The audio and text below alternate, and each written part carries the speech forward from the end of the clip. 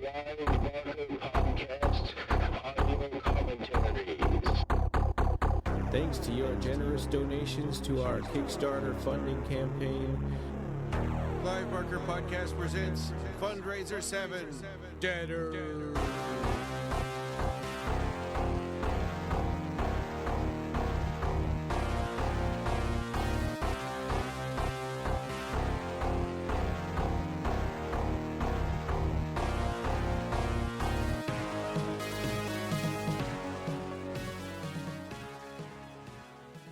Hi, and welcome to episode number 249 of the Clive Barker Podcast. So today we're doing a commentary track for the amazing show Dark Ditties presents The Witching Hour. So this is episode 4 of the Dark Ditties Presents, and today we have with us, as usual, Ryan.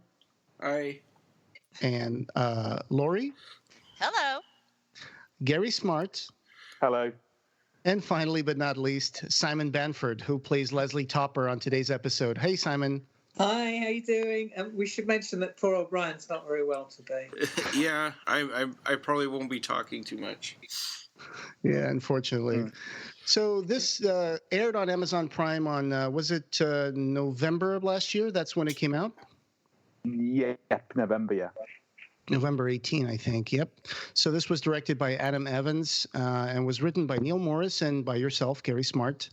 And let's see. So we got this all set up on Amazon Prime. And so as usual, if you've listened to our commentary tracks before, make sure that you're paused at the very beginning of the episode when the logos are about to start, and then we'll do a countdown and we will start talking about the episode as it plays. So who wants to do the countdown? Let Gary do it this time. All right, Gary. I did last time, if I remember. Did you? Simon, you do it. There you go. I could do it as you, Gary, if you want. So, No, don't start that crap. 9, 8, 7, Oh, jeez. 6, 5, 4, 3. What comes after 3? 2, You're and go. All right. I feel like I need to throw the holy hand grenade right now. Oh, Lord. So here we go. Cult Screenings UK presents a Dead Mouse production. So first of all, I need to bring up that congratulations, guys. I know this won a few awards. So you guys won at the Unrestricted View Film Festival.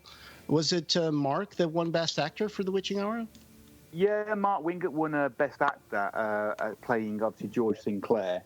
And we also won Best Feature as well. I mean, to be honest, I think when it comes to the acting in this one, I'm not just saying obviously because Simon's there, I think everybody's equal, really. You know, there's nobody that stands out more than anybody else. So, yeah, we wanted obviously everybody to be nominated. So, but it was great somebody obviously from the team won. It was quite a acknowledgement for us as well. The great thing about winning the best picture, is that everybody feels like they won anyway. You know? Yeah, I think so. Yeah.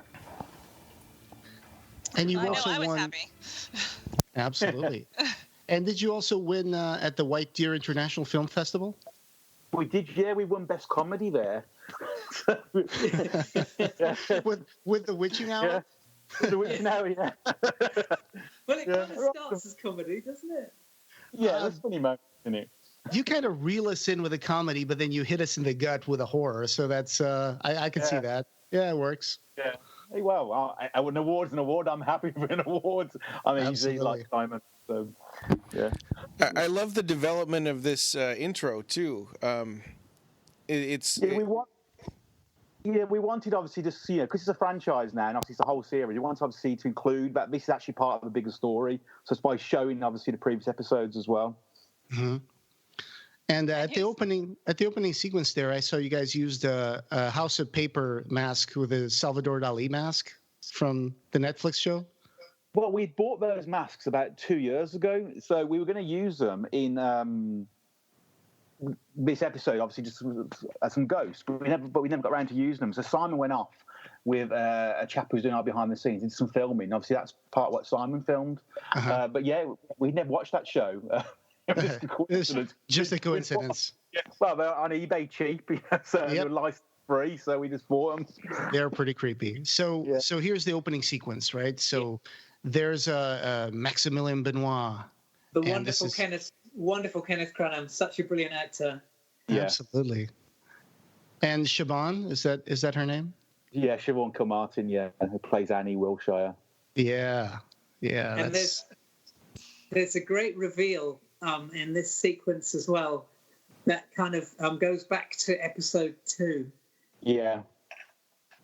It's weird episode 2 because it's part of the series, but also it's very kind of dark and it feels kind of a little bit out of the series. So having this little reveal and having obviously Annie, and it kind of really brings episode 2 back into it, I think. I love the positioning of the characters. Like Crane is like high up and looking down, and Kenneth Branagh's character is looking up and just begging for his life. Yeah, I mean, what we've done, we've obviously in episode 1 and obviously episode 3, we've heard a lot about Maximilian Franz Benoit. He's been this kind of real kind of dangerous character. We wanted to show him actually now being a bit kind of more, sympathetic in a way, but he's scared, and obviously there's somebody above him, which is Crane. And he's vulnerable and scared, and he's about to become really cowardly here because he's giving up his secretary, his right arm girl, so to speak. Yeah. Wow, it's even his lover as well. So here's Mr. Wiltshire. There he is. Yeah. And he's there because she is Annie Wiltshire. Yeah. So this episode takes place 10 years after the events of The Offer, right? Yes, 10 years after, yeah. And wake up. Yeah. This is Jamila Wingett, who's Mark Wingett's daughter, who obviously plays George in this episode. She came on board, obviously. We spoke to Mark about obviously getting a young actress, and it was one of those conversations. My daughter's an actress, so we brought Jamila in, and she did a fantastic job in this. Amazing. It just the scene where she's like drifting through the dream in her nightgown. It's a great ethereal presence in the dream, and then she wakes up. Yeah. Oh my God! The exorcism scene. This just cracks me up every time I watch it. Yeah. Simon, do you want to mention who Alan is here? So Alan is Stephen Arnold, who's a famous actor in the UK for having been in Coronation Street for decades and decades. Yeah. Oh, I see. And, I've recently been working with his ex-partner Zoe, co-producing series for Psychotastic Productions. But Steve was great to work with. He was, yeah. And we've got Bruce here. Obviously, he's channeling and there's a clairvoyant in the UK who just passed away recently called Derek Akora. And when we were talking to Bruce about this character of Marvin, we kept saying, "Go and watch some YouTube videos to Derek Akora and Colin Fry," and we are kind of like tribute to him. It's not exactly a great tribute, but it's kind of what we're used to in UK. Obviously, these kind of clairvoyants on TV. I know you have them over there as well, these evangelists and whatnot. Ernest Angley. You guys always find the funniest wigs for Bruce Jones. Yeah, I was just going to say that this has to be his most subtle wig. Yeah. Hey, there's that random crew member. Yeah. Oh yeah, that's that. What a cutie. Yeah, I think he's actually Superman. Oh, that's you, Gary. I missed it on the first watch. Yeah, the hot one Nah. on the right. I didn't miss it. And Ian Gelder is a powerhouse in this. He was Kevin in Game of Thrones, and he's also in his Dark Materials right now, right? He's And he's in Doctor Who. and Yeah. Tonight in the UK, I assume in America as well, he's also on Doctor Who. But of course, if you're watching this behind, then it'll be a previous episode. But yeah, he's. Was this set the same where that Finders Keepers duo lived, Barry and Roy? Yeah, they actually mentioned it in a bit, saying it's a Smiley episode. This is supposed to be set in the Smiley's cottage. Oh, right, the Smiley episode. That's what Mandy mentions. Okay, Yeah, cool. Barry and Roy Smiley. Oh, So honey, that's a connection. It's not Mandy. It's Miss Hamilton. Miss Hamilton. Sorry. That's I awesome. noticed just behind them as well, there was the numbers 1108, and I've noticed random numbers appearing in various scenes. Is that deliberate or is it actual? Don't start, Simon. You know, it's just where they number the house. You'll get Laurie starting again now. Hey, that was fun. That was a really fun time when Neil was making that elaborate story about how they were Bible verses. And you and I were just smiling at each other because I'd already talked to you about it months before, unbeknownst to him. And I just let him keep going. He's full of crap. So, Gary, who's the Gemma Gordon? This young lad here is shit. So he plays Neil Nathan, Cole's right? son. Nathan, yeah, he's Neil Cole's son. Oh, is it? Yeah, he is, yeah. And obviously, here's Corin, who was in episode 3, who's one of the guys from the gas station. Uh-huh. Yeah, we gave Corin a bit bigger role in this one. He's got a lead role in episode 5, Dad, but he's got a little bit of a bigger role in this. Originally, This scene was supposed to be with Stephen Arnold coming back into it, where she's having a go at him, obviously messing up the episode, but Stephen wasn't available, so we rewrote the script and brought Corin's character, Vinny, back in, because we wanted to give Vinny a bit of a backstory with Amanda as well. So we had to change that, just obviously scheduling. Yeah, and obviously... Yeah, go ahead. Sorry, this scene plays out. I just think that the two actors bring an awful lot on top of the script with it. There's all sorts of things going on in their heads which isn't necessarily in the script, and I love the way the both of them play this scene. Yeah. It's a nice little moment of this one. Is I think we wanted the episode to be a little bit more kind of straight in a sense that you don't know what it's going to get back yet. So, and then obviously when it wants to get to the house, it all changes. So this is where the comedy probably lies a little bit more, I think, in the episode. Yeah, they're very physical. Yeah, they're very physical in their reactions here. And Gemma, of course, was Gabby Sanderson in The Offer, and she's coming back now to the Dark Ditties. I think she did something called the Butterfly Beat in between. So I found a teaser for that on YouTube. Oh, okay. Well, she was in episode 2 as well at the end. She played Mrs. Cooper at the end of episode 2, Mrs. Wilshire. Oh, yeah. She was with Darnell, and then she wasn't in 3. She's in 4, and she's back in 5 as well at the start of episode 5.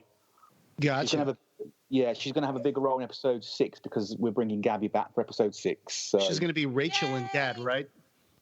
Yes, Rachel and Dad, yeah.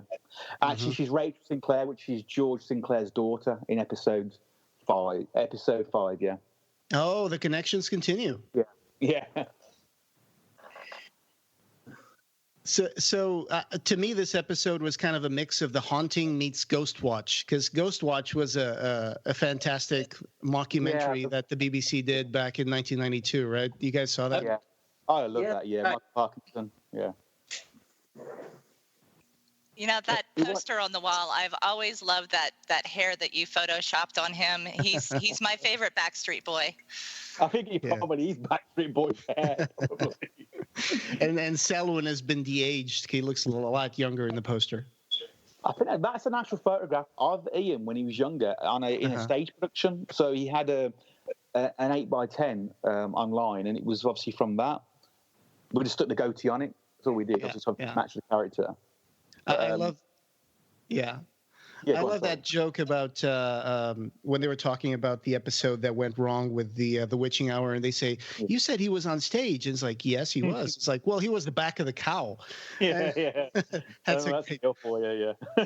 How do you guys write the script, you and Neil? Do you guys write certain scenes for certain characters separately, or do you send it back and forth? How do you do it? It's back and forth. We have an idea, obviously, of the story. I do kind of a timeline narrative about what's the start, begin, and middle and end. And then we kind of come up with the characters with each of them, and Adam as well. And then Neil goes away, writes some scenes. We go back again, and we start shaping and moulding it. So we go for about 5 or 6 drafts, to be honest, before it even gets to the cast. Gotcha. And then it does change again. As Simon will tell you, once we get the script to them, it does change a little bit because we want to shape the characters a little bit more and whatnot. So it's quite a long process. And, of course, here's Mark Wingett. He's a no-nonsense producer. He is, yeah. Yeah. And Bruce in his other wig.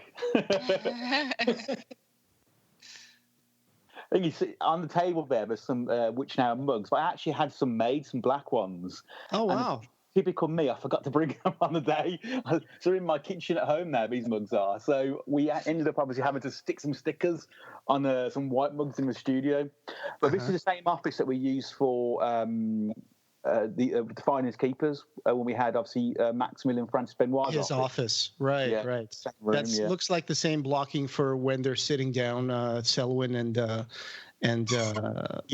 Yeah. it is. Yeah, shame. where the investors come in, and that's where you come in to It have is, your yeah, little yeah. cameo. It is, yeah, but it's a shame because that whiteboard behind Selwyn's head had all kind of notes on it, like about kind of like ratings and kind of like episode kind of notes. You can't see it because obviously when with the lighting. So Right. one of those you spend a lot of time doing something, it just doesn't show on camera then. But it's one of those.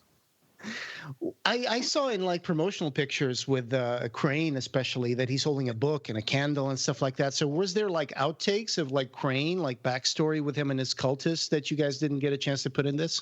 No, we'd talked about it and we'd actually scripted some stuff which wasn't in the final script. We wanted to do some scenes of Crane in the woods on a horse. We even had a horse kind of like placed nearby us. We had it booked in to take Crane down. There's a young version of him with his followers, and they were going to drink some stuff out of his kind of wooden kind of mugs and whatnot, and get poisoned, and the little child was going to get poisoned. Yeah. There's no time. We didn't have time to do it and for them to do it. But obviously, the pictures you see, obviously with Crane in the Bible and whatnot, are just on set photos. Yeah, Ethan on set grabbing a candle, having a pocketbook. Yeah. So this 12-year-old girl that dies, it's not a reference to Ghostwatch or anything like that, right? No, the 12-year-old girl is actually Annie Cooper, the girl in episode 2, who you see at the end. But obviously, she's only little in that episode. But obviously, she's been in the house for a while and grown up, and then she's obviously died then. So, yeah, it's kind of that little link. It's meant to be 10 years after, so how long would she have been in the house for and whatnot? Oh, that's amazing. I didn't make that connection. Awesome. Yeah. There's loads of sort of little things in this series that people won't even know. But obviously, we do it like for ourselves to add little bits in. So I had this question about the offer, which was when so it makes it seem here that Benoit got power and money through a deal with the devil, so to speak. And the offer, was it like it's like a show that he's doing, but is it like a closed circuit thing on the dark web or something that you guys were going for? Yeah, basically it's a closed circuit thing. It's a dark web, but he's obviously abusing that power as well that Crane's given him. In episode 6, we've actually completely changed the episode, which Simon doesn't know yet. And it's basically a redemption story of Benoit, and you have the flashbacks then. And you see how he, when he was younger, and how he obviously got involved with Crane. It's kind of a bit like Christmas Carol a little bit, but we're not sure if there's any redemption at the end yet, but we won't spoil it. But so it's kind of like a nice close to the series. I think it links very nicely with all the other episodes. Yeah. Are you going to break my heart, Gary? Again? A redemption story? Probably. Oh. We're going to kill Simon again, don't worry. Oh, okay. Actually, Simon's dying. Is spoiler alert. It's the first time ever. Yeah, I was just thinking about that Simon gets to live, and he gets to gloat over all the other people who don't live. Oh, that's really upset me now. Well, Simon's an executive producer now, so he can't die. That's in his contract. Yeah, there's method in my madness. Yeah. Mr. Topper. Interestingly enough, Mark Wingett, he told me that he based the character on Gary, of the producer. Oh, really? Yeah. That's he why was he's studying. so suave and sophisticated. That's why. He was secretly studying you. Really? Yeah. So yeah, Oh, I think Lord. he's done a very good job. That's obviously why he won Best Actor. Who modeled your son, Simon? Was it Neil? Or you're not? Was it Leslie? Was Neil? Was he? Yeah. Leslie Tupper was based on Neil. Yeah, you told me that.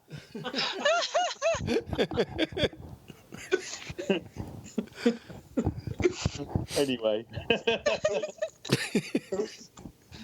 1 week later. Yeah. I like the way you use that for people that are with short-sighted or something. So this is Revs B. Abbey again, right? It is, yeah. It's kind of our spiritual home for the series, really. In more than one way. Oh yeah. And it looks like it was really cold when you guys were shooting this, because you can see the breath of the people when they were speaking. So what time of the year was it? Simon, you do the talking now. Any awkward questions? I can't remember. Was it March, May? No, no. We shot this in February last year. It'd be a year ago. So, yeah. A year. It was very cold. It's always cold in Revesby. And it's always colder inside the house than it is outside, bizarrely enough. Yeah.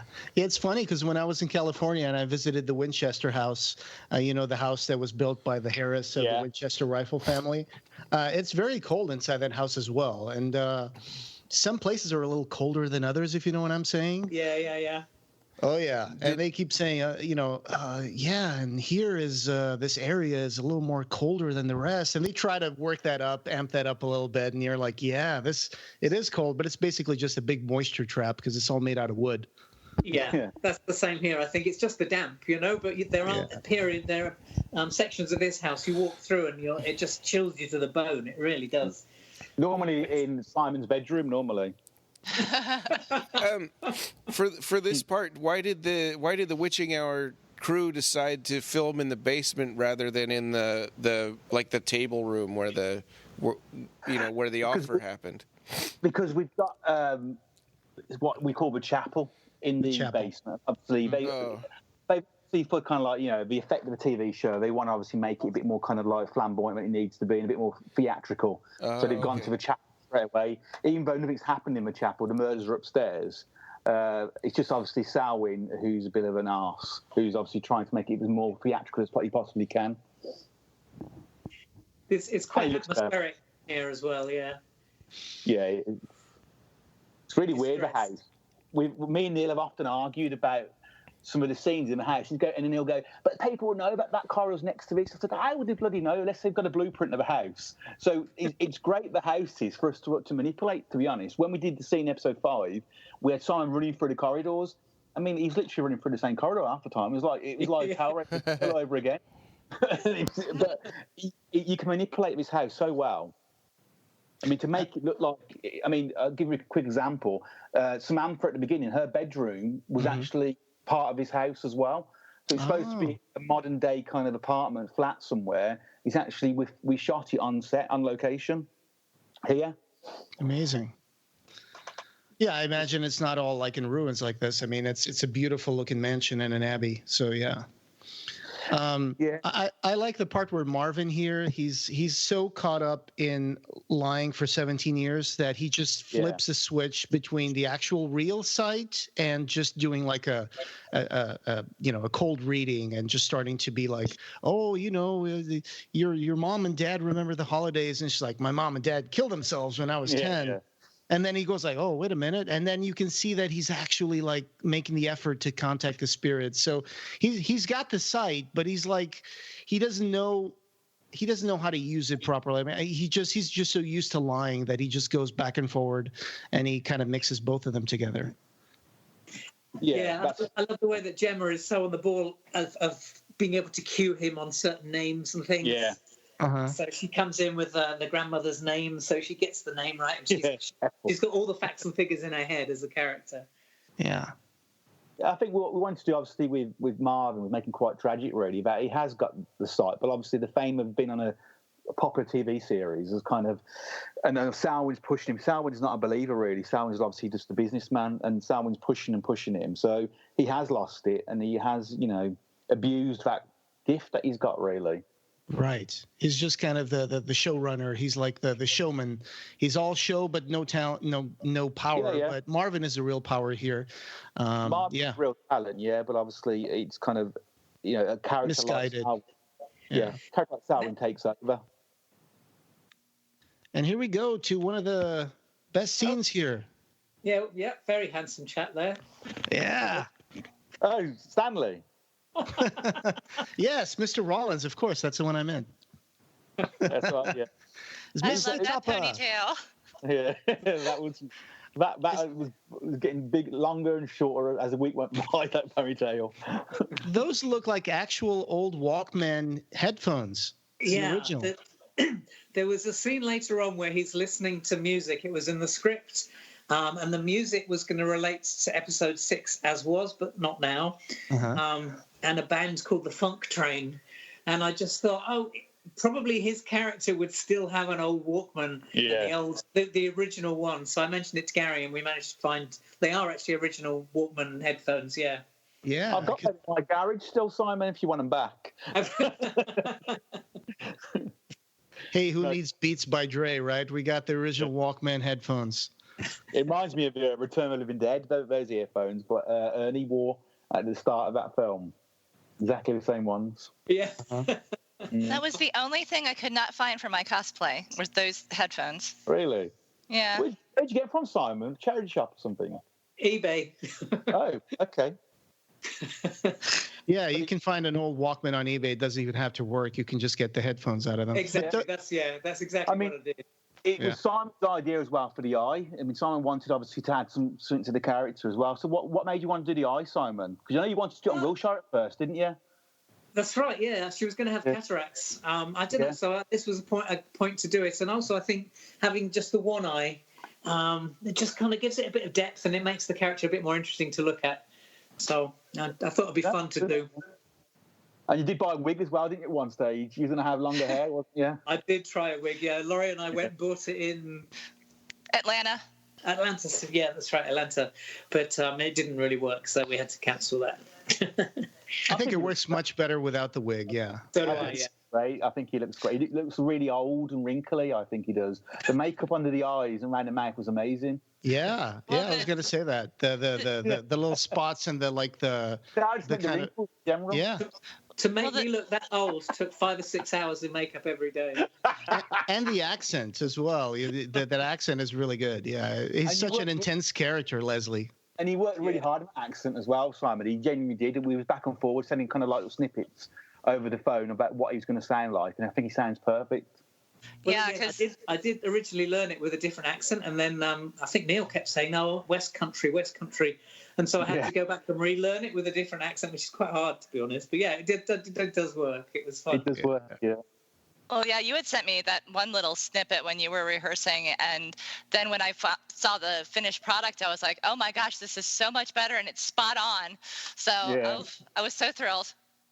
Yeah, I think Leslie introduces tension masterfully into every scene because you're just and I don't want to bring the name tropes into this, but you're the old man character that's usually the harbinger of doom in like a horror movie. Yeah. You're the guy who they stop at the gas station. Yeah. You're like the guy where they stop at the gas station and he goes like, "You shouldn't go that way." It's like that's the harbinger. That's what you're all doomed. I think in the first script, we didn't want him to be like that. We wanted you to think he was going to be the bad guy, but he actually wasn't. And that's why he doesn't go in the house. But in the end, we thought he's just too good not to make it into a horrible piece of work. And Simon's great at playing slime balls. That comes naturally. And I thought we have to do it. Just while Ian's on screen here, his costume was based on... Yes. Peter Vincent? Peter Vincent, yes, that's you right. played him. I know, I did. It's basically the same. It's basically the same costume that we had for Simon playing Peter, but obviously different colour jacket. Is that Danny Stewart? That's Danny, yeah. In Eyes of Evil, I could tell. There's some weird little kid up on the wall too. Yeah. Oh yeah. Ian also played Aleister Crowley once in the show Lore. Okay. Yeah, he did. And Doug Bradley was in that show as well. He was in the Burke and Hare episode, I think. He played one of the doctors. Yeah. Nobody watched that one. Anyway, so you got Neil Cole's back here now, who was obviously playing Larry. The Latch. Now back as Kevin, another kind of dark, mysterious character in this. He was pretty unrecognizable. I just found out that he was Larry the Latch when I went back to watch the credits. I didn't realize. That's really interesting. Yeah. He brought his own teeth. He brought his own teeth that he had made specially for this. Wow. Which changes his face and gives him the kind of almost kind of rats type. Yeah. Yeah. He is a little rat, the character. I gotta say though, Gary, Stan's ponytail is the fakest thing ever. It's not even the same color as his real hair. You know what? It was Bella on set, I think, with the grading as well. But Simon chose that, so as a producer, so it's down to him. Yeah. He dyed it. So on the wall, we've got photographs. I mean, of I'm on that wall anyway. So is Ken Cranham, and Don Cowper's on there as well somewhere. But on the newspaper clippings, we've got obviously Laurie's on there, Simon as a kid. We've got Ben Halford as a child, who's our cinematographer. I'm on there, my sister. We've got Corin's on there. Corin's uncles are on there. So we've got lots of people.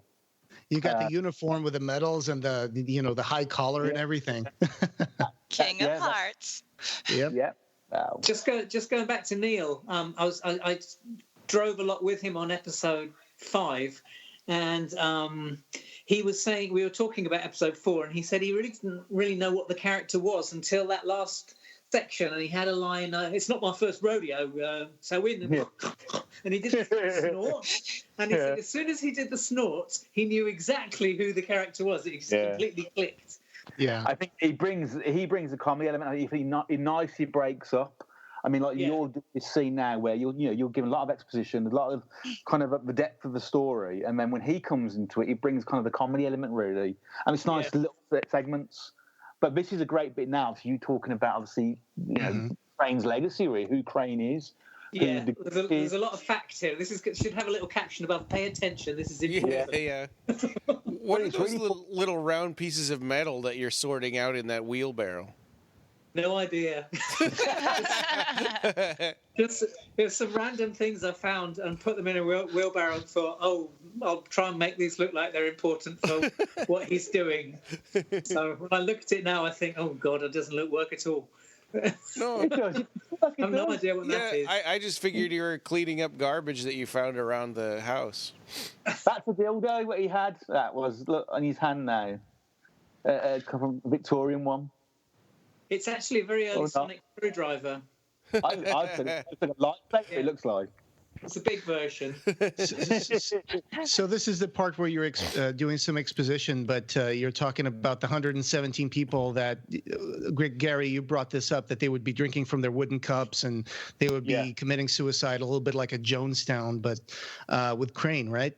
Yeah, I mean, even I said, exactly the same in episode 5. I couldn't mention 5 because it links nicely. We got in scene 1. They talk about Crane's cult and obviously, being like Jim Jones and being like David Koresh and whatnot. And it's kind of that's what it's supposed to be. A little bit of a homage as well to Poltergeist 2 with Reverend Kane in that. This guy had followers and who worshipped him. We got a nice backstory for Crane and. He made them kill themselves, and obviously, and he sold whatever he sold his soul to. He's trapped in him now. And in The Haunting, the ghost of the guy is called Crane as well. That's what I was connecting there. Yeah. Yeah, Crane. Yeah. Go ahead. No, sorry. I said we always wanted to use Crane, and we wrote a character for Crane many years ago. I think one of the first characters we actually wrote, Neil, Adam, and I, and we never used him, and it was a great way of bringing him in, actually linking him to Benoit, linking him to the rest of the series. Now, I had a question. With this scene that we're watching right now, with Leslie Topper talking to Samantha, you may have already answered this partially. You had said that he was originally kind of a good guy. I was wondering, because he gives her so much information and basically almost warns her off. So, whenever I see this scene, I'm like, well, what if she would have just decided to say, to heck with the money, to heck with the contract, I'm out of here. So was that just kind of a remnant of that? I think it's a bit of both. She tries to back out now, but I think, and maybe Simon would obviously agree with me, is that I don't want to give the spoiler away for those who haven't watched it. I'm assuming you have watched it if you're watching this, listening to his commentary. But I think he's untapping something inside her. She's got, she's connected somehow to Crane. I think he's trying to chip away at her to get that kind of memory back. That's my perception of it. It's he's manipulating her. He's like scaring her, but he's at the same time enticing her. So I read it that way. What did you feel, Simon, when you did it? I wasn't sure. I think he was in two minds. I think he was prepared for Benoit's sake to go the whole hog and kind of sacrifice her to her fate. But also he was trying to warn her. I think in his heart, because he says later on, he said it's a sad state of affairs, if you ask me. Yeah, So I was never sure. And I didn't ask you or Neil, Gary, because I didn't know. I wanted to know the answer. I think sometimes those things are just left open. I said originally he was written as a character who was meant to be good, and you thought he was going to be bad. So I think an element that's left in, but I think we wanted just to be, again, like most of our characters, turn upside down a little bit. I think. I mean, someone like Selwyn now, he's a complete idiot. You know, he's a nasty piece of work. Selwyn is, but in comparison, I think Leslie's quite nice in this scene. Really. Yeah. But he's also like giving her pieces of the mystery. And I think once this is a human nature, once you know something about a mystery and once you know something that is scary, you kind of want to see it through a little bit. You kind of want to know more about it. So in that sense, I thought Jamila is also getting enticed by Leslie here because, I mean, she does get second thoughts about it, but it's like she's so far into it now that then Selwyn comes in and he's all business and he's like, well, are going to sue you if you don't do this. And it's like, boom, there you go. Yeah. I mean, also someone like Leslie, how much information are you going to take as fact as well? I mean, he's a bit loopy. So, you know, is that character who's supposed to be kind of like that old guy who's kind of, you know, everything's a drama, everything's a ghost story. And he did it earlier on, obviously, with... That was actually ad-libbed, those fingers by the and we kept in. Simon, I just love that part where you say "in arf." yeah. Just a perfect accent, and just the way you stand up to him, you're like, and you say goodbye, sir, and it's like, you're saying goodbye because you know it's coming. So yeah. But, I'll say something. This was an interesting scene here because Stan wasn't around for half of it. No. So they had to kind of do some clever editing on it, didn't they? They had to shoot all the big stuff and then go back and do the shorter stuff without Stan being there. Uh-huh. Yeah, I mean, unfortunately, because it's amazing. Stan's just actually been passed all his exams now. He's a accredited doctor now, which is brilliant, you know. But when Stan was doing this, he was doing his finals and his exams, so he was in and out. So we missed about the first 2 days of Stan. So it was difficult for us, in a sense, to kind of like shoot around it. It caused a little bit of editing issues, but you know, I think it's covered up and masked quite well. Yeah, and then Vinny makes another reference to the world of Dark Ditties when he tells Samantha, would you like to go for a drink over there at Bobber's Hill? Bobber's Hill, of course, is that, you know, woods that exists close to the gas station and where Wainwright gets lost and all that. At the Red Lion. Red Lion pub, where Tony went down on his skateboards, whatever it was, with his dad down Bobber's Hill. And where the two guys from the gas station went. Yeah. Yeah, you guys create this like fictional thing. It's great that you guys have all these like references that make the world come alive. It's really awesome. Yeah. And Bobber's Hill gets mentioned again in episode 5. Does, yes. Yeah. I can't remember how, but it does. No, I can't remember how, but I don't remember it being it's Bobber's Hill again. It's definitely mentioned again, and he's definitely mentioned in episode 6. Is the furniture part of Revsby Abbey? Because those chairs look phenomenal. No, they're from Simon's house, those chairs. He brought them with him. No. We're very lucky because most of the house obviously has kit in there. So, I mean, for episode 5, we didn't have to bring hardly anything. I mean, all we bring, obviously, is just the props in the sense of kind of like, you know, stuff like for the table and obviously some of the kind of more the kind of ghost hunting kind of materials. Yeah. But no, that's all there, you know, and it's great because you can go mooching around that house and you can find stuff and just bring it downstairs, and you end up making a chapel, which actually that room is was the butler's briefing room, wasn't it, Simon, back in the day? Yeah, that's right. Yeah. And these shows are usually like ghost shows. I mean, if you like to watch Ghost Adventures by Zach Baggins or whatever, I mean, that show has gone on for 19 seasons. But those shows are usually shot at night. What made you guys pick shooting this in the daytime? No, this is a technical error. So that corridor is obviously supposed to be underground. It's supposed to be. So we kind of, with the cinematographers Terence and Ben, we kept saying we want the corridor to be kind of like lit like a by candlelight, like a gas lamp, and they didn't get it what we were trying to say, and we were trying to work it out and whatnot, back and forward. It's only on the third day when Terence went, "Oh, doesn't that look brilliant out there, the sunlight?" And we're like, "What do you mean sunlight? It's supposed to be." He said we want gas lamp. Oh, really? I didn't realise. I see. So, no. So it was supposed to be like darker, right? It was supposed to seem like, you said, It's supposed to be darker. Because when Leslie is talking to Samantha outside, it feels like it's starting to become the evening and the sun is going down and all that, yeah.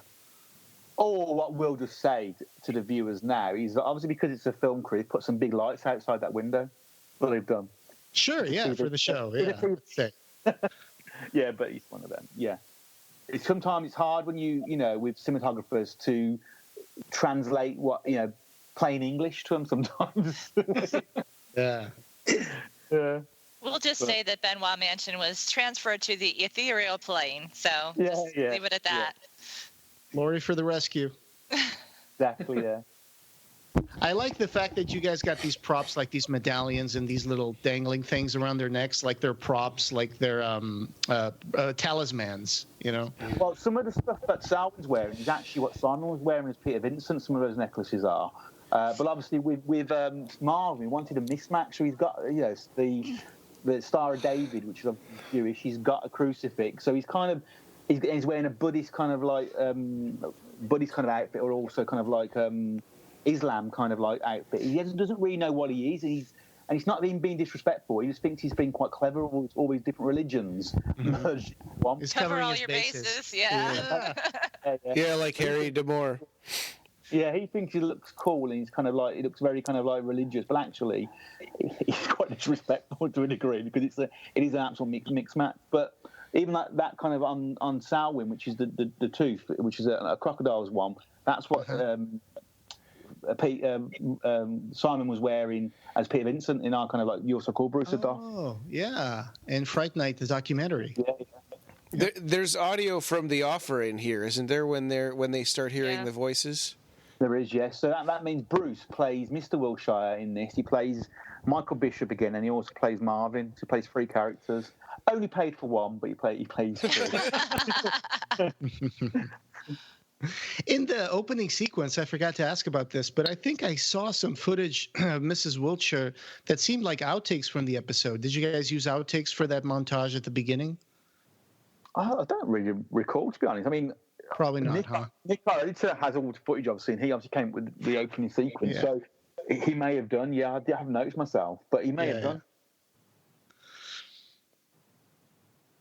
And they start putting noises and stuff here, part of the production of the show, but then it's going to escalate into something else. I like the way Bruce, because this is a special episode, Bruce's character's got a better wig. Yeah.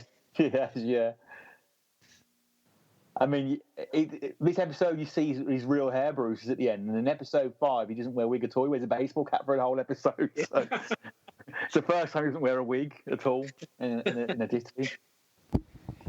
Is there still going to be a Band on the Run episode? Yeah, it's in season 2. We've got to do that. We love the idea of it. We'll probably change the Crane element, because in season 2 we want to remove Crane from season 2 and start a new Ditty kind of like thread, something going through it. So it'll be the same kind of like concept, but it'll be a different kind of underlying kind of like storyline. But it'll still be up to the Band on the Run. But he references here. He says that they were killed by the Crane cult. Yeah, so we want to make it ambiguous that they put that blame on Crane's cult, but it probably isn't Crane's cult, does it? We may go a bit more kind of extraterrestrial a little bit. I don't know. We'll think about that. Oh, okay. Poor funk, I love the fact, Funk Train. Yeah. I love the fact that Bruce Jones is talking to his older character here, Michael Bishop. Yeah. The same voice. The car salesman.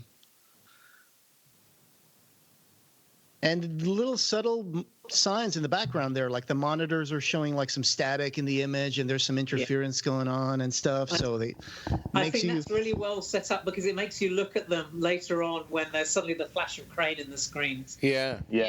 And it happens whenever he turns his head. Yeah. Like he never sees it. Yeah. His whole job is to watch those. Some very, very excellent handwork coming at the windows now as well. Yes. Very talented hand artist was behind those windows.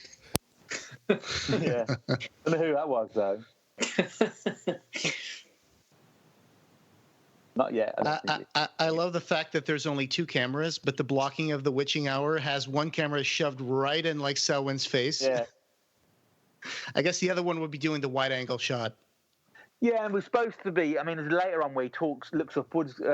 What's his name? Selwyn does. So he's meant to be cameras around the room as well. So they've obviously set cameras up, maybe kind of little kind of wireless ones, in the corners of the rooms. So when in the real show, you would have obviously had, kind of like the black and white kind of, the infrared ones and whatnot. But of course, this is Selwyn. He thinks he's a star, so he would have a big close up of himself. Oh yeah. One camera on him the whole time. Yeah. We love close-ups, don't we, Simon? So, he would have a close-up. His name is known in the circles of hell. You've heard of me. That's a nice close-up of Shamila there. Yes, it is, yeah. It's great. I think that's a really... and there's the hands. There's the hands. They're wrinkly old hands, if you look at them. I don't know who they are. Oh. That little one. The little one is Simon's. And then... Oh, wow. I never even noticed those hands before. Yeah. The little childlike hands are Simon's. And then What's your secret, Simon, for that soft skin? He had to do something, didn't he, when he was hanging around dictating?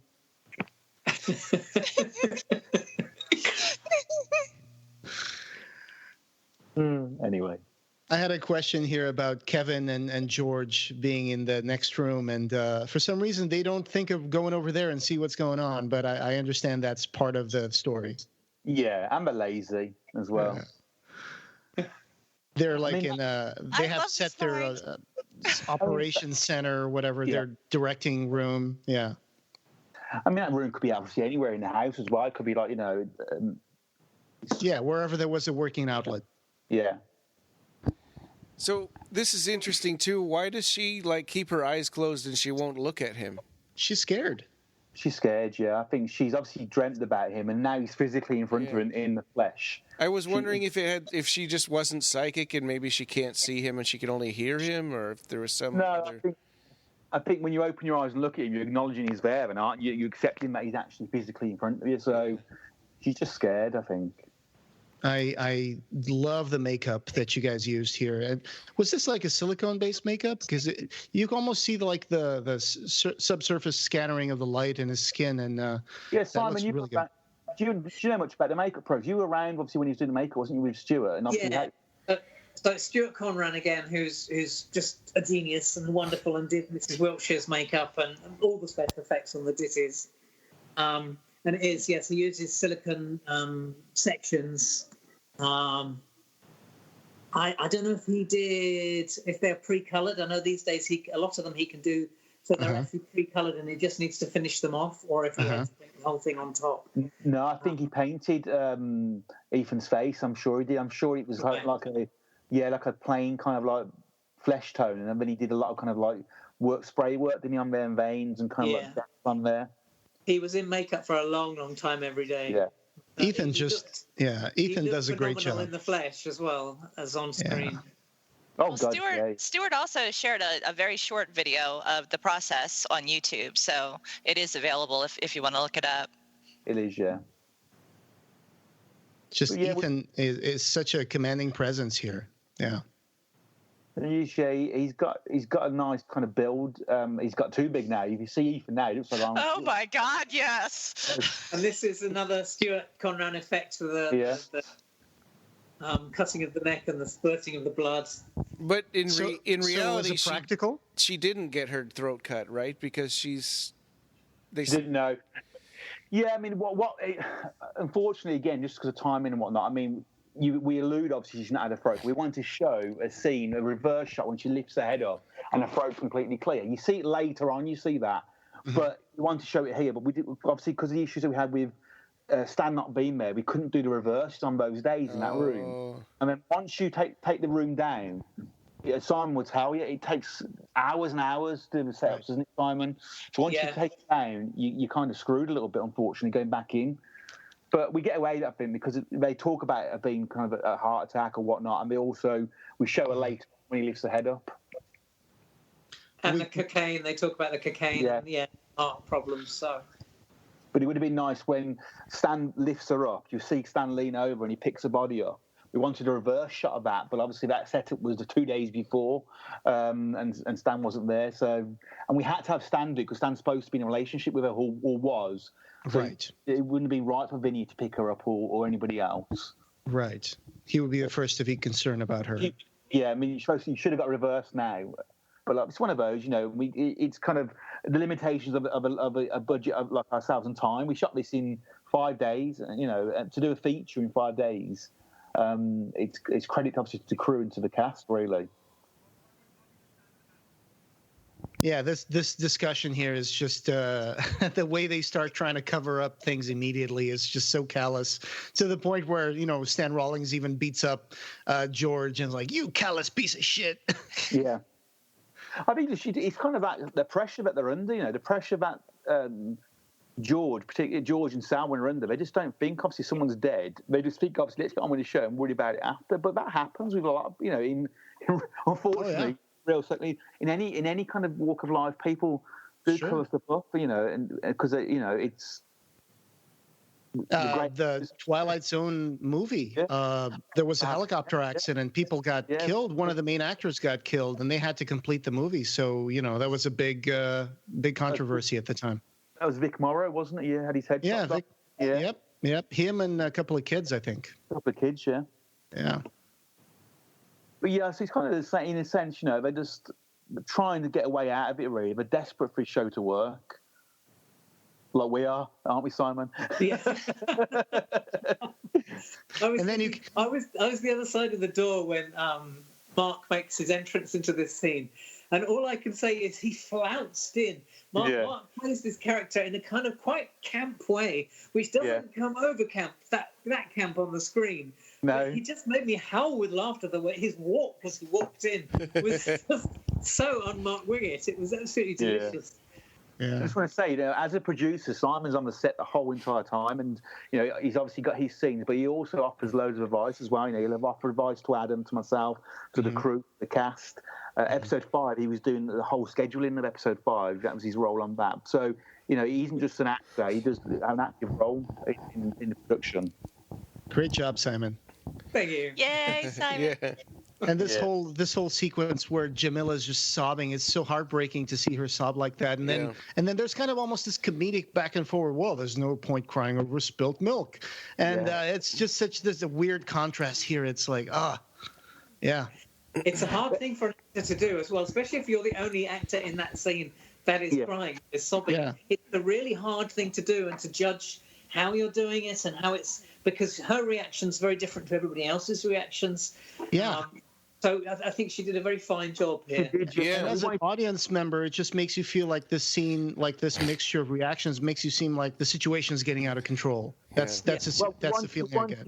To focus on her as well. When they had the fight and he gets punched, George, we have got obviously alternative shots of that, wide shots, close-ups, medium shots.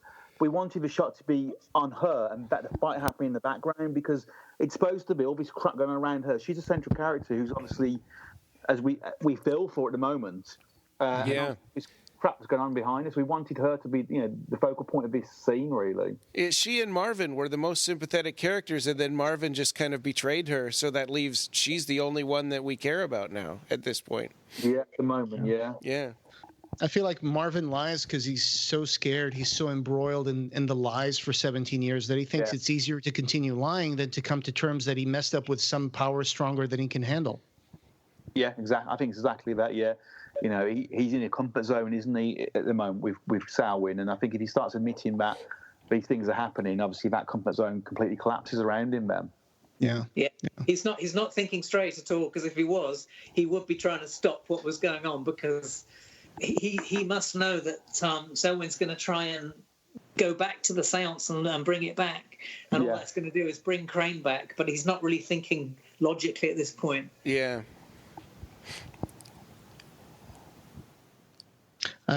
So I saw a photo of you guys shooting Dad on the set, and Corin Silva was there too. Yeah. Corin's playing the lead. It's really difficult. We don't like to say lead, actually. We don't in the Ditties, because everyone has a really important role, and but in regards to the central character, to a degree, in episode 5. I shouldn't say the lead. I say central.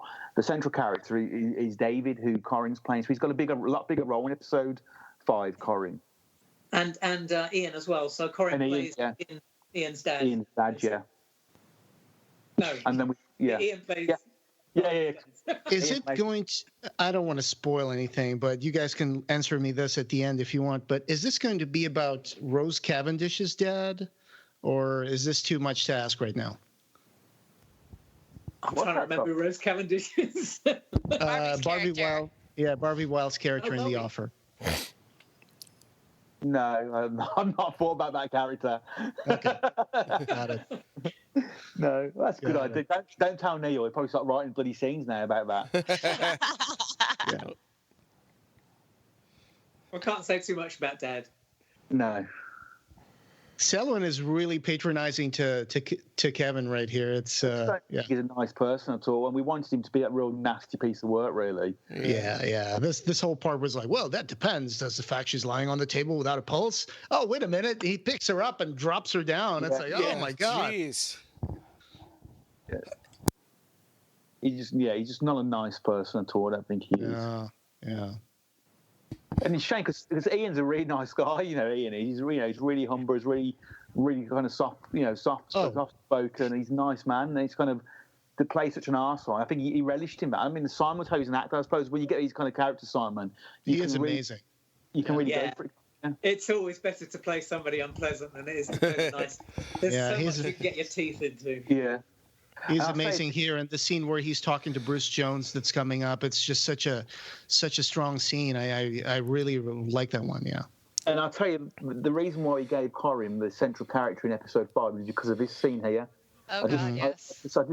I really kind of was impressed with Corin in this scene. The way his voice breaks, and absolutely. And interesting that next to him is the number 5. Oh, yeah. Oh... That was intentional, wasn't it, Simon? No. It's going to be like Room 237 in the future. There's going to be a documentary about all the theories inside the Dark Ditties. Yeah. Got to watch them first. That's right. So I'm trying to work out where this room is. Did I run down this corridor in Dad? I think this is where the death. Oh, it's death room in this episode. Yeah, this is. Oh no, it's the end of this corridor where the death room is. Yeah. Yeah. So, yeah. So Crane leaves. Crane leaves the Beast and Danny's character alone. Then. Obviously, the Danny's character Ben is obviously Benoit's son, so it's Barnaby, the bastard Benoit. Yeah, and we might reveal who the Beast actually is in episode 6. Obviously, we're doing the backstory of Benoit, so we're going to have to reveal who he is as well.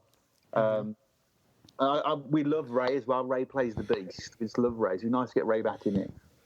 Yay! I would love to see him again. And also, we're going to get Danny back in episode 6 as well, because obviously, if it's a redemption kind of like Scrooge kind of story, we want to get him back. Yay! Not Simon, though. No. Looking behind Stan on the left, it says 12. Oh, yeah, I see it right there next to that door frame. Yeah. Yeah, 12. And of course, the spirit of Mandy enticing them, but it's not Mandy, is it? Yeah. No. I'm looking at this with the subtitles on, with captions, and it says here, "Ethereal whisper, help me." Yeah, snarling. I love the lighting here. The lighting on the back lighting on all of them and on the limbs is lovely. This is the most disturbing death there. It's like whatever Barnaby's doing to him is pretty horrible. Yeah. You just chews them up. Boys. Just chews them up. Yeah. And this Kevin's death here, it's really something. The way that he gets reminded of his, sins or secrets. That he likes to hurt little things. This I'll just quickly say before it kicks off with him. When we were shooting all the Kevin scenes, we had to tell Neil off, and Neil was in the corner, constantly giggling and laughing, so we had to tell Neil off constantly. And I think you wrote the stuff that you're laughing at it for. And then this bit here, fair play to Ethan. Ethan was in the room feeding the lines to Neil to help him out a little bit. So he actually stayed later that night, Ethan did, to help Neil out. Again, a lovely performance. Neil is such a good actor. I love watching him work. Yeah. And he does a lot of narration for Sky. Yeah. For their motor racing. Okay. But he's also doing a feature film at the moment. I can't remember the name of it, which is annoying. But it's quite a big budget thing, so look out for that. Look at his IMDb. Oh. I can look that up right now on IMDb. It says here he's working on The Soul Eater. That's the one, yeah. It's a really big budget Italian-funded film. That I've seen some of the excerpts from. It looks superb, really, really good. This part here with Kevin, for some reason I was reminded of you remember the case of little Jimmy Bulger? Yeah. He's supposed to be. I mean, we're alluding to it obviously about what he's done. Obviously, with children, he's not. Obviously, about his mother, obviously being ashamed from him. He's not meant to be a nice person. Yeah. Again, none of our characters ever are. So, were you trying to imply that he molests kids, or that he just killed a kid or something? Oh, come on! He started. He's molested them. Yeah. Okay. And he's buried him in the woods. So that's terrible. Probably in the same ring as Mr. Wilshire was in, probably. Right. Also makes me self-conscious about wearing headphones.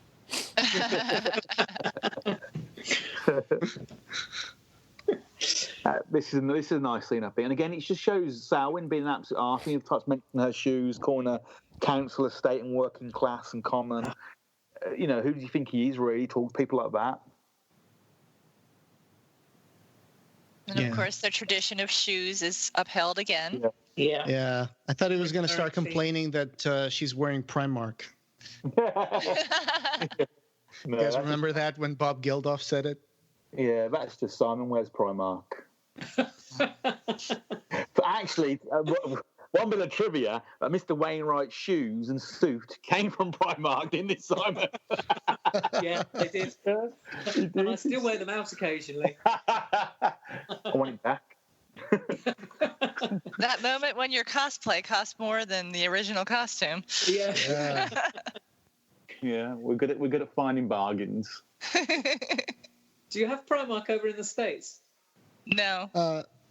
I have it in Portugal, though. I remember I bought some clothes at Primark once. They were pretty good. They lasted a long time, actually. Well, to be honest, I think the brand, the kind of like the idea of Primark's changing a little bit, I think. Is it like Sears or Kmart or? It's Kmart, probably, yeah. Yeah, probably something like that.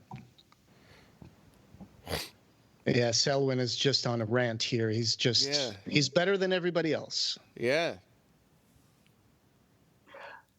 Yeah. I mean, he's trying to bring everybody down, so, because he's feeling scared too, and he's just trying to say, you guys are destroying my show because, you're not good enough. And the portrait behind him on the wall is of Crane with his followers, but unfortunately you can't see it very clearly because Neil thought it was a good idea to try and age it a bit more. So Neil poured over it a load of dirt, and because of condensation in the room, it went completely black. The picture, I nearly strangled him because it's like you just wrecked that picture, and he's just Neil's being Neil. But you can kind of see what on some shots. Yeah. the revelation that is Marvin Tubbs. This is going to sound like a real deep cut, but it just reminded me of the Muppets character Marvin Suggs. Really? And his Muppaphone. Yeah. Probably obscure character. Ryan knows who I'm talking about. Oh yeah. Ow. In fact, ow. these two characters actually could be the two guys in the theatre box. Yeah. Yeah, Waldorf Statler, and Statler and Waldorf. At least we finally see Bruce's real hair for the first time ever. Yeah, ever. Yeah, this whole back and forth here is just so powerful to see two such talented actors and just going at it. It's amazing. It's a great scene. I was saying to Bruce the other day about when we wrote the character of Marvin, we didn't want him to be kind of over the top, flamboyant and camp, because I think it's hard when people do that. It's stereotyping and whatnot, and it was difficult for Bruce to play, because Bruce normally plays roles where he's quite a manly, kind of a man's man, kind of down the pub, with a pint. Yeah. And I think actually he did a really good job, and I think he's very convincing. These two could be a couple, really. Whereas he's more affectionate to Selwyn. And Selwyn's quite standoffish with it, really. Yeah. He puts his hands on his face, and this is a breakup in multiple levels. It's not just a business partnership breakup. It's a relationship breakup. They've been together a long time, and it's kind of, and I don't, I like the idea about even when you watch the first part episode, you don't realise they're a couple, and it's only really kind of, it starts to slowly come in that there's a relationship there, and I think that was actually Ian's idea, that they were actually an item and a couple, and I think it works really well. And he refers to him as the imbecile, right, at the beginning of the episode. And I think he's talking about George then. Oh, that's what it... Okay. Yeah. But again, he's not nice to Marvin. But when you're in a relationship with somebody for a long time, you can have that back and forth. Look, it's like Simon, isn't it? I love him and he hates me. It's one of those, isn't it? But we're not in a relationship. You what? You said we were? This is really not the time or place, guys. 17 years, Simon. 17 years. Yeah, since I was 20. Yeah, but when Ian there says, this is not the time or place, and they gives him a look, and he's like, oh, yeah. He's... Everything is falling apart, and he's just losing control of it. The situation. Yeah, probably the first time he's actually lost control, because, he's quite a strong character, Selwyn. I think the first time, obviously, that Marvin has told him to go screw himself, basically, and he's not used to that at all.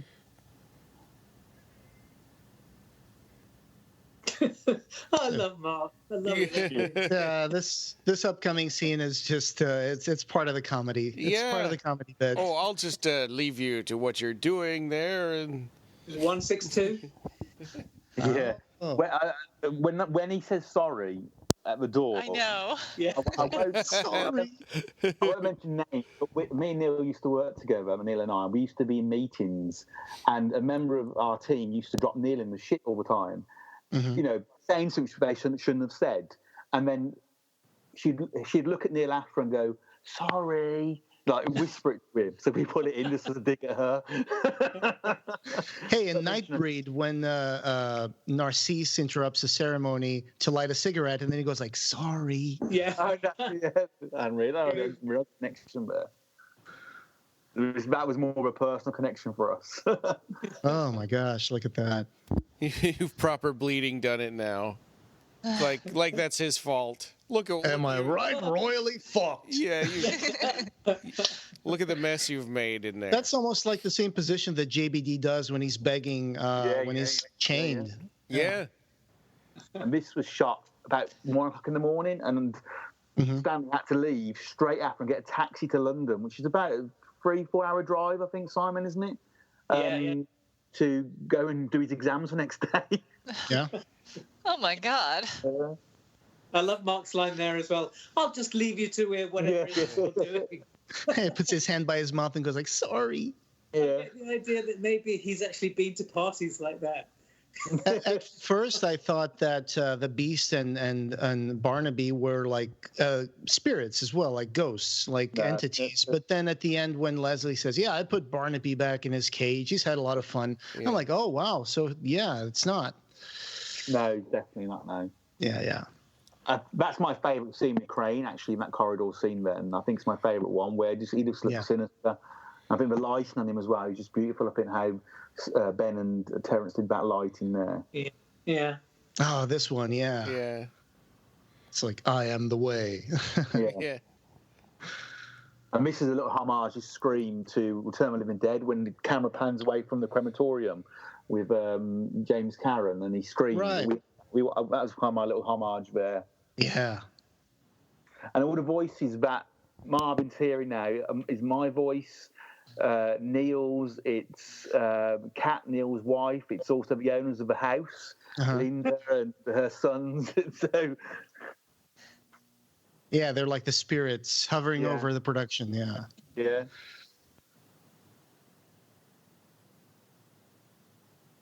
Yeah, this is when it's coming together, like the last piece of the puzzle is coming together here. Yeah. We had written a scene as well where Samantha was locked in the chapel alone and Crane confronts her and there was a confrontation there. But we, for the sake of the viewer, we wanted obviously to leave that ambiguous again, about obviously because of the reveal at the end with Sam. But having that in there, you would have taken away from the ending, I think, a little bit. And of course, I have to bring up Sean Schaefer Hennessy's soundtrack for this. Is just amazing. Yeah. He's amazing. Yeah, we've got a great post-production team with Nick, our editor, Nick Helmsley, with Sean Schaefer Hennessy, our composer, with Jeff Valentine, our sound effects, and he does all our sound mix for us. We're very lucky with the team, which don't get much credit because they're post-production. We have a laugh on the set and the stress, and they're then dealing with this for 4 or 5 months after. Mm-hmm. Well, it's funny. You guys had mentioned before that you thought you had heard little bits and pieces of earlier songs from this show in some earlier episodes, and so when this first came out and I was listening to the opening theme, I just automatically heard the Mrs. Wiltshire theme, and so I sent a message to Sean and I was like, am I going crazy or did I actually hear that? He's like, no, it's in there. So it's kind of like that nice little callback just from the get-go. I got hints of like the Terminator Brad Fiedel love scene. Yes, me too. Yeah, that scene. Ta-da-da. There's like these 3 notes, and it's like I'm always like, oh, that sounds just like that. It's probably our brain just makes all these connections. It does, yeah.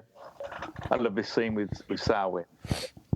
Oh my gosh, this look on his face, the zero to hero look. I just lose it on this scene. Yeah. I've got an admission to make to Gary here as well. Go on. I did a film after Dad called The Haunting of Margam Castle, and I played a character kind of a little bit similar to Crane, and I nicked the whole rising up into frame because I thought it looked so good. You're not in episode 6 now. Go away. He's got those interesting tics too, with his moving his jaw back and forth and stuff. Interesting what? Oh, tics. That's what we were about Simon then. Two-timer.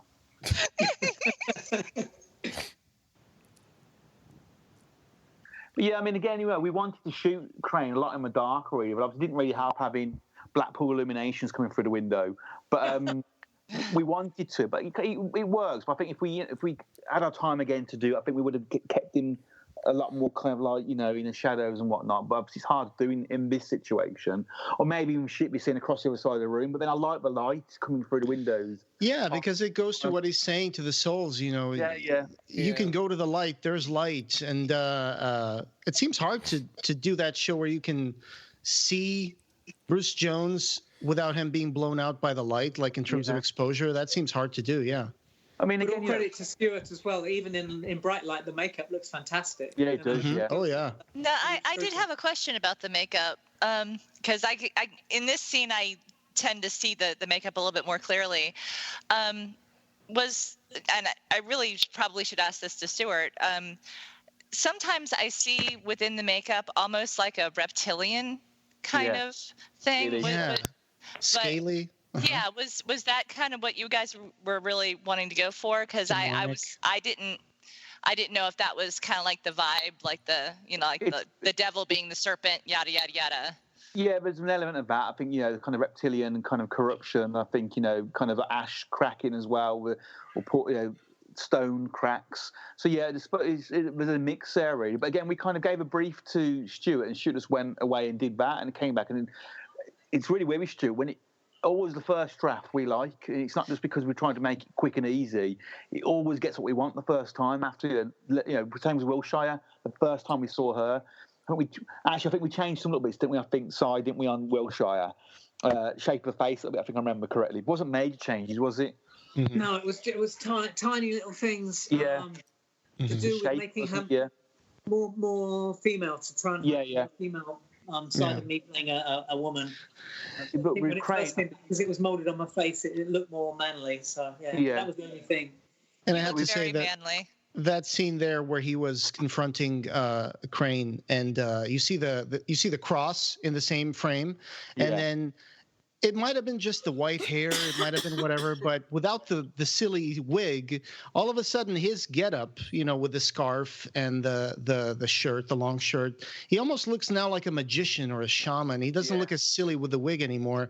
His outfit looks like all of a sudden when he's confronting Crane looks more like a magician's outfit. Yeah, I know it looks a bit like Judi Dench. She could be Judi Dench's husband. That's Dame Judi Dench. It is Judi Dench. Sorry, yes. So I like that scene there with Mr. Piers. Something that I'd noticed this time around is like in Mrs. Wiltshire, the spirits that are trapped in the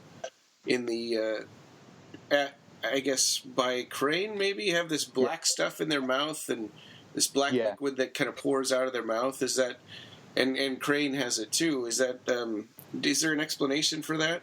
I think we just talked about, that Crane's like a cancer, Crane is, and obviously in episode 5, obviously that people turn into the Risen. They're like zombies, but they're called the Risen. They have it as well. It's basically like an infection which he kind of spreads through you and goes into you, into you. And again, from representation wise and visual, for a character, I think it just really worked really. Corruption, it's corruption, yeah.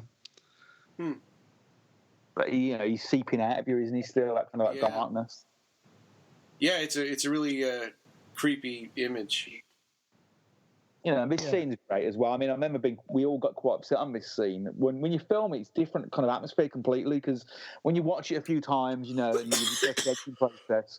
But when you actually film stuff for the first time and the seat lived out, and this scene with Salwyn and Marvin, where said there was no fraud there, I loved him. It was kind of really upsetting for us. And episode 5, there's loads of times we were all blind on set, wasn't there, Si? Yes, episode 5 is quite moving. Warning. Oh, the twist. It's a thud squelch. The tension was there because you see she's hiding the hand behind her back, so you're always wondering for the whole moment. It's like having a ticking time bomb in the scene. You're like, what's going to happen? Well, he should have just left. He should have kept to his normal kind of self. Yeah. Yeah, that's the moral of the story is don't be a good person. She saw and she remembered. Yeah. And Jamila had a lovely femme fatale in her eyes just then. Yeah. I love this. This is very kind of 1950s classic horror film. Yeah, and being stabbed by that crucifix, geez, that's not even sharp. So this seems like she's a reincarnation of someone, right? Is that what you guys were going for? Yeah. She's Abby's first love, and the background story was that she was taken away from him and executed, because obviously when he came over to England from Italy as a priest, he was a good person, and he was a Catholic priest, and then he got involved obviously in kind of demonology and whatnot, got possessed, came to England, had a cult, and then townspeople took her and killed her. Oh man, I just got chills like that scene where he says, "Now we rise." Yeah. Which obviously links perfect for episode 5, because if we do rise, the infection spreads, and then the whole of the UK is quarantined. Wow. Oh, okay. Wow. Yeah. And here's our favorite groundskeeper. Yeah, Ground. yeah. That's right. He doesn't seem to feel too sorry for them. No. Not at all. Yeah. But I also don't think he likes Benoit very much. No. He plays a game with Benoit. There's more going on in him than is kind of obvious, I think. On my first viewing, I thought that Benoit was going to murder him after the credits. Uh-huh. Yeah. Just for being part of it and knowing stuff that he shouldn't know. And Simon, were those chap? Oh, go ahead. No, go ahead. I was going to say, as nonchalant as he is, I don't see him murdering him because he's known it for so long and obviously worked for him for so long, covering this stuff up. So, but then the house is like he's not using the house anymore. I don't know. That's a good question. No, and obviously Benoit's hiding now, but obviously there's Benoit's secret still. Obviously that he doesn't want people to find out. I mean, even though we know Benoit has been caught. He's been found out for what he actually truly is, and he's vanished. Mm-hmm. But obviously there still needs to be a protection of obviously his secrets, and obviously also he needs Barnaby looking after. Barnaby's still in the house, so he's not going to kill. If he kills, much as an arsehole, if he kills Leslie, he's killing Barnaby then. Oh, I see. Right. Yeah, and he's. I think Leslie is trapped. That's the way I think I read it. Yeah. Leslie is trapped because he's done so many bad things over the years. He has to do the dirty work now. He has to do the clearing up after everything that happens,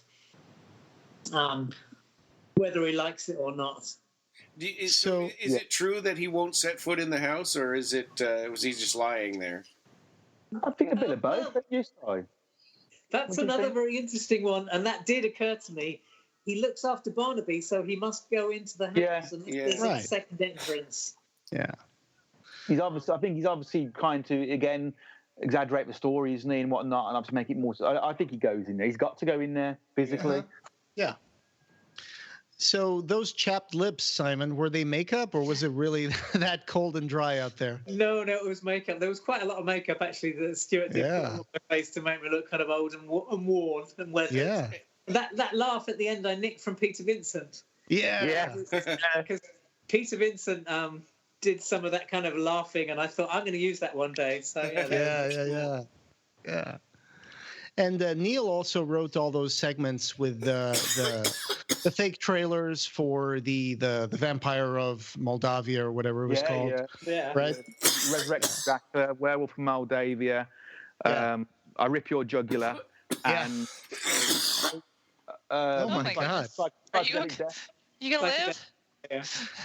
Are you being choked by Crane? I thought I had the microphone off. No. This is Funk Train playing on his headphones. And that's Sean singing. You know what? I don't remember even asking to do that. And then when I had the first sound come through, the sound mix, I was like, where did that music come from? And again, just Sean's been so creative.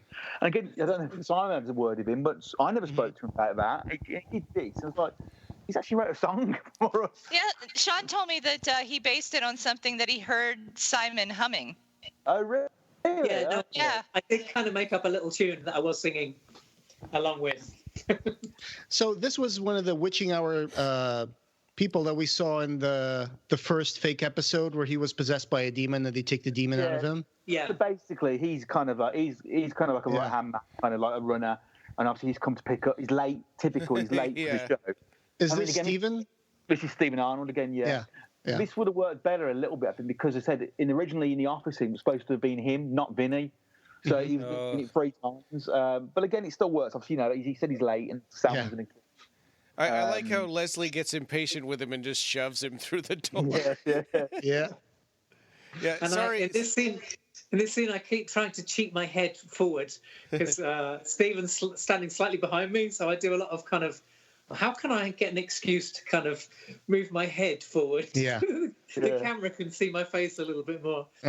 Yeah. Because we only did one shot. Again here, look. This is our 1917. It's our 1917 shot, isn't it, Simon? Our one shot. Yeah.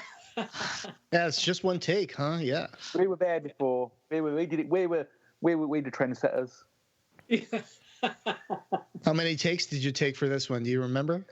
I think we did about 3 or 4. And the reason we did 3 or 4 because in the corner, left-hand corner, Ethan was helping us, and Ethan was singing, not realising we were filming at the time. Oh, I forgot that. Yeah, he was singing away, dressed as Crane, holding a flag, a light flag, while I was singing. That's hilarious. So, we had to tell him off and start again. It was very late at night. It was one of the last things we did. So it was very late at night. Yeah. It's great little scene. I want to keep it in as well. I mean, it's nice when you have a little bit after, kind of the mid-credit scenes. And I just love this little bit. It just shows again what kind of an arse Leslie is, really. Hey, I got a new car. Cool. Yeah. Yeah, sorry about that. My computer decided to switch to the computer microphone because I turned the other one off. It's like, yeah, thanks a lot, computer. I do know what I'm doing. That was amazing. Harrison Cole, how can I forget that Harrison, obviously, he's Neil Cole's son, who played Nathan at the beginning of the office scene. Oh, Maisie Mortlock, who people own the actual office where we shoot that. His daughter, Maisie. Says here that Neil Morris played Ken Cranham's stand-in. In what scene? Like the beginning? In the first scene, yes. When we did the close-ups, obviously, of Annie being killed, looking at that, and also with thingy over her shoulder, Ken had to go because Ken was limited on his time being at the house. Right. So Neil, we did the close-ups and extreme close-ups with Neil standing in for Ken. And makeup effects by Stuart Conran, who's been working on pretty much all of the Dark Ditties. Yeah, Stuart's Stuart's just amazing. He was with us last week when we were shooting scene 1 as well, and we had a throat slit on that scene, another throat slit, and he was just brilliant again. Just anything you ask Stuart to do, he just does. And I didn't know that Robert Smith of The Cure supplied blood for movies. There it is, Robert Smith special effects makeup. Yeah, we've got a lot of famous friends, So awesome. Filmed on location at Revesby Abbey, Boston, Lincolnshire, United Kingdom, and the Cheyenne House. That's where the office is, the office scenes. Yeah. Amazing. Was the moon footage from Storyblocks? Yeah, it was. Yeah, it was. Some outside the offices was as well, and I think. And coming 2020, here comes Dad, and welcome to Upton. You want to say a little bit about that? I got a confession, mate. It's not called Welcome to Upton anymore. It's called Stained now. It's called Stained, and basically it's kind of the last episode of it's kind of like Benoit arc, and it's about Benoit. Basically, Benoit can't die because obviously he's done sold his soul, and obviously the rest of the world's been killed by zombie apocalypse from the Risen. Wow. And basically, somebody comes to see him, and he tells his story. And then you go back, then you find out how he got involved with Crane, how he got involved with Frank Hardy, how the Wilshires link into it, how the Smileys link into it, and it kind of then comes to an end, really. That whole kind of like 6 episodes come to a finale, really. Wait. Is this the original story? The one that you started off with before everything? Stained, yes, it is. Yeah, part. Yes. Yeah. Oh my God! You just made my life, Gary. I do think we might have Wiltshire in it as well. So, Simon, so be prepared. Oh, very cool. Very cool. Wow. Yeah. Proper good job, guys. Amazing. And I'm really excited for you to see Dad, because the script for Dad was really. The performances, not blowing me on trumpet, but the performances of the other actors was superb in it. So. I think Dad is probably his most ambitious one. We've got over 25 cast members in Dad. Wow. We've got obviously new cast members, obviously with Ian Beattie from Game of Thrones, with Tim Dry from Star Wars, Barbie Wild back in it as well, Barbie. And Extra. Yeah. Obviously Tim Dry in that as well. Yeah, and we've also got Michael Higgs as well. He's a well-known actor in the UK playing Dr. Edward Brunner.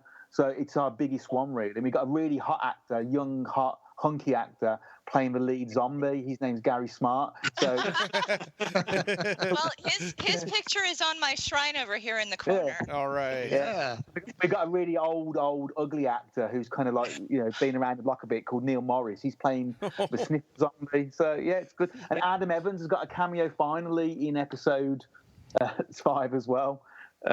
which is the first time in 3 years I've actually got him to be in one of the episodes. Wow. So, yeah. Amazing. So, Simon, can I ask you what's on the agenda? What's next for you? I see that you have a couple of projects here on IMDb. You want to tell a little bit about what's going on? So we've got the next Psychotastic production, which we've got Mark Wingett and Ian Gelder and again, and we are filming that next month, and desperately trying to remember the name of the title of it. Isn't very good as a producer. On IMDb, I got The Haunting of Margam Castle and You Are My Sunshine. No, it's neither of them. Okay. But both of those should be coming out this year. So I'm looking forward to those. Uh-huh. So both of those will be coming out, and it is called. Let me think. It is called. Oh, freak! I can't remember. My memory is terrible. Take your time. It's called. Oh, I don't know. Look out for it. It's on Psychotastic Productions. Sure thing. And it's been 30 years this year that Nightbreed came out too. So that was good. How many years is it? 30.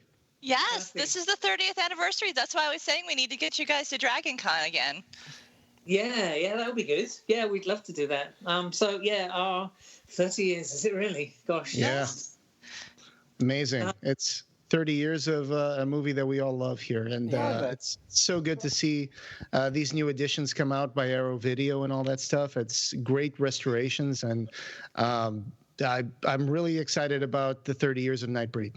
Simon, when you were in Nightbreed, Simon, you were 36, weren't you, when you started Nightbreed? Oh, God. No, I was 25. He was no. You were 28 because he was 36. 27. Maybe. Tell you who's aged really well. That's Nick Vince compared to you. He's aged well, but you haven't. Anyway. Wow. And Gary, you guys have those documentaries in post-production now, right? I mean, you're sitting there working on Police Academy. Nick is editing Pennywise. Yeah, so I've actually stopped Police Academy today to do this. So I'm going back to it straight after. Do some editing on some scenes on that. So I'm editing Police Academy. Nick is he's deep into Pennywise, but the final draft of that is going to John Campopiano next week. So that gives him a little time then to work on Dad for us, which is good. And then obviously Chris Griffiths and Eastwood Allen are working on very deep involved now, obviously with RoboCop. And we're still in Icon anyway at the moment for obviously Robert Englund. We've got some more people to shoot on that. So yeah, we've been quite busy on that, and we've also got a comic book coming out next month, maybe or about 6 weeks. Finally got Don Kaufer's sequel, Revenge of the Living Dead. As a graphic novel, finally. So amazing. So we got some things on there. Who's doing the art on that? A chap called Jason Miller's done the comic art throughout the whole 60 pages, and the front cover's been done by obviously Juan, who does our Ditties posters as well, and he'll be working on episode 5 Dad poster soon. And obviously Neil, Adam and I are currently writing episode 6 Stained, so we met about 2 weeks ago, got the story down for that and the characters, and then we're just obviously trying to build around it. We found a brilliant location where we shot the opening scene of Dad 4. We're going to use that location again, which is Northampton, which is a real nice kind of old building, which looks like something 1960s, kind of like London. So we're going to use that. That'll work really well. We also, just a bit of a spoiler, we've asked Stuart, can he make Mark Wingett look younger with prosthetics to make him look like a young version of Frank? And he said yes. So that's a good thing for us. So Frank Hardy is coming back. That was a really cool character in Finders Keepers. I really, amazing, awesome. We've got a young version. We've got a prosthetic version of Frank coming back. Yeah, and obviously I won't tell Simon his character yet. I don't know what I'm playing in that one yet. No. I only found out just now that it's changed to Stain, so that's quite interesting. I am now on my page, my IMDb page, which is terrible that I've had to do this, but the film that I'm co-producing is called The Interlopers. The Interlopers. It's a dark thriller horror story set in the Swedish mountains. Awesome. With Ian and Mark. Ian and Mark, yep. And The Haunting of Margam Castle, which I did for North Bank Productions. Uh-huh. That had Carolyn Munro as one of the original Bond girls. Uh-huh. And Darren Nesbitt and Jane Marrow starring in it, and they were both awesome, both actors in the 80s. Oh, and this is also like a team of parapsychologists that goes into a haunted castle, right? That's right. I know, it's strange. Eh? Oh, plagiarism. Hey, Simon. Yeah. Are you still on for making that other movie that you mentioned that I won't give any details about, where you would be very heavily made up and dropped from a helicopter? Oh, I'm racking my brain now, my age. Up and dropped from a helicopter. That's one I'll of your say dreams. yes. Sorry, that's one of your dreams again. Because I definitely want to cosplay as that character. Okay. Awesome. Large blonde wig. Does that ring a bell? Oh, I know what you're on about. You sent me this. Oh, I know what you're on about, Simon. You told me about it as well. We can't say now on here because you'll get told off. No. Yeah, you didn't the biography on Pat Butcher? They won't get it. They won't get it, Simon. The secrecies of movie making, unfortunate. So yeah, cool. Carolyn Munro. I mean, she's been in so many movies that I love and TV shows, and yeah, that's going to be interesting. The Haunting of Margam Castle. Yeah. Okay. Yeah, it should come out next year. I think most of their stuff goes straight to video, so yeah. And You Are My Sunshine is a short, or is it a full? No, it's a feature. Yeah. Okay. I play a father who finds out his son's gay, and he's very kind of backwards and in the past. So yeah, mind you, my scenes are all set in the 1970s. So. Oh, okay. And these are coming out this year if everything goes well. Yes. Amazing. This year, actually. Yeah, and keep an eye out for The Interlopers. We'll keep an eye on your Facebook page if there's anything you can talk about that while you guys are working on that. It seems like it's going to be another winner, especially with Mark and Ian and yourself. I mean, that's a lot of talent right there. Yeah. Thank you. And sorry for my coughing and stuff. I was actually doing it the whole time, but mostly the microphone was turned off. Don't worry. I hope you feel better soon. Thank you. Well, guys, it was Honey and lemon. yeah. Well, guys, it was great having you here, and this was an amazing episode, another great chapter of the Dark Ditties, and thanks for your time. And Lori, what were you going to say? Oh, I was just going to tell him I was going to give him my redneck NyQuil recipe. So. What's that? Oh yeah, give it to us. It's Red Hots, honey, lemon, and whiskey. The Red Hots, honey, and lemon help your throat, and the whiskey helps with everything else. Oh my God. Yeah. I think out of all of that stuff, all I have is honey. Yeah, I'll just have the whiskey if that's okay. Yeah. And I did say earlier, as a little secret I learned from a very famous British musician called Paul Daniels, was strangely butterballs. They are basically, you get a little ball of butter and you roll it in granulated sugar and then you suck it, and it just kind of soothes the throat and it helps you talk. And it sounds crazy, and when he told me, I thought he's pulling my leg. I had laryngitis when I was doing panto with him, and I tried it, and it worked. It was amazing. Wow. But it's strange because they are butterballs. Yeah. So there you go. Oh, I'm not touching this one. I'm not touching this one.